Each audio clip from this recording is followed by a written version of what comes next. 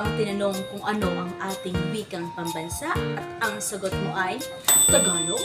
Di kaya'y alam mo ba ang pagkakaiba ng Tagalog, Pilipino at Filipino? Alam mo ba kung ano ang kasaysayan ng ating wikang pambansa? Sa video ito ay ating pag-usapan ang kasaysayan ng ating wikang pambansa. Kaya naman, samahan niyo ako upang ating lubusang malaman kung ano nga ba ang ating wikang pambansa, kasaysayan ng ating wikang pambansa, at pati na rin sa kaibahan ng Tagalog, Pilipino at Filipino. Sinasabing ang pagkakaroon ng karunungan sa ating sariling wikang pambansa ay higit sa nagpapatibay sa atin bilang isang mamamayang makabansa. At alam mo ba na noong taong 1935 ay ipinoklima na kinakailangan na ang Pilipinas ay magkaroon ng wikang pambansa ayon nga sa ating dating Pangulong si Manuel L. Quezon. Kaya naman, sa mga panahong yun ay itinatag niya ang isang tagubilin na kinakailangan magkaroon ng isang suwian ng wikang pambansa na siyang gumagawa o tagapagtaguyod ng lahat ng mga wikain dito sa Pilipinas. At sinasabi na ang wikang opisyal sa Pilipinas ay kinakailangang nakabatay sa isang wikang sinasalita sa lahat o wikang dominante dito sa ating bansa.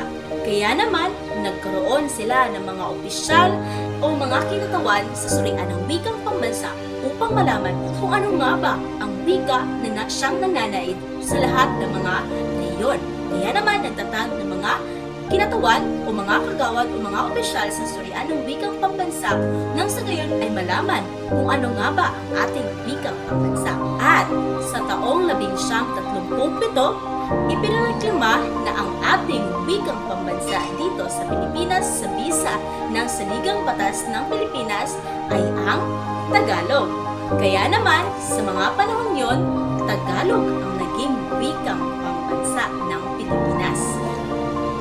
Dumaan ang mga panahon at nagkaroon ng gramatika at sariling bokabularyo ang ating wikang pambansa at alinmang mga pagbabago na naganap dahil nagkaroon tayo ng isang wikang kinikilalang wikang pambansang Tagalog. At sa panahon na ni Manuel Rojas ay nagkaroon ng mga pagbabago sa ating wikang pambansa at sinasabi nagkaroon na tayo ng linggo ng wikang pambansa na ginagawa sa tuwing ika-13 hanggang ika-19 ng Agosto na inihahandog sa dating Pangulo na si Manuel L. Quezon na siyang ating ama ng wikang pambansa.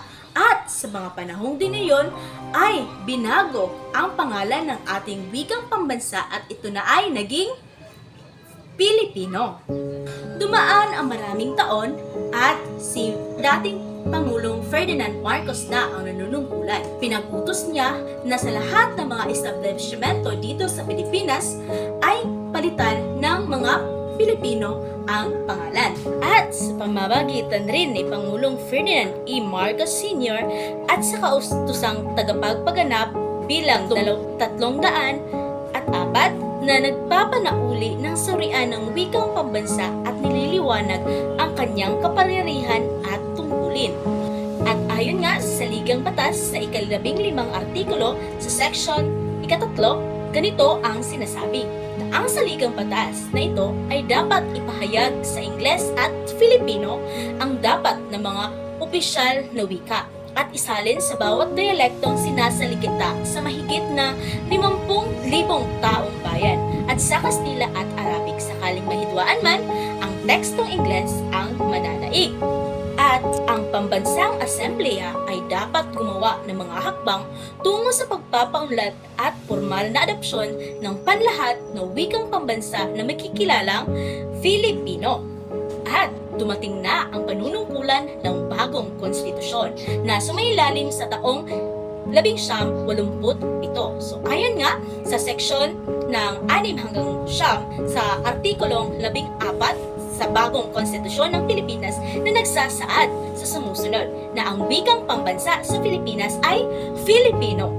At samantalang nililinang ito ay dapat pagyamungin at pagyamanin pa salig sa umiiral na wika sa Pilipinas at sa iba pang wika. Ukol sa mga layunin o komunikasyon at patuturo, ang wikang opisyal ng Pilipinas ay Filipino at hanggang walang ibang itinadhana ang batas ay Ingles. Kaya naman, ang wikang Filipino ay siyang ating wikang pambansa na nakabatay sa lahat ng mga dialekto o mga wikain dito sa Pilipinas. Kaya naman, kapag tinanong ka kung ano ang ating wikang pambansa, ang sagot ay Filipino dahil ang wikang pambansa natin na Filipino ay nakabatay sa lahat ng mga wikain o dialekto dito sa Pilipinas.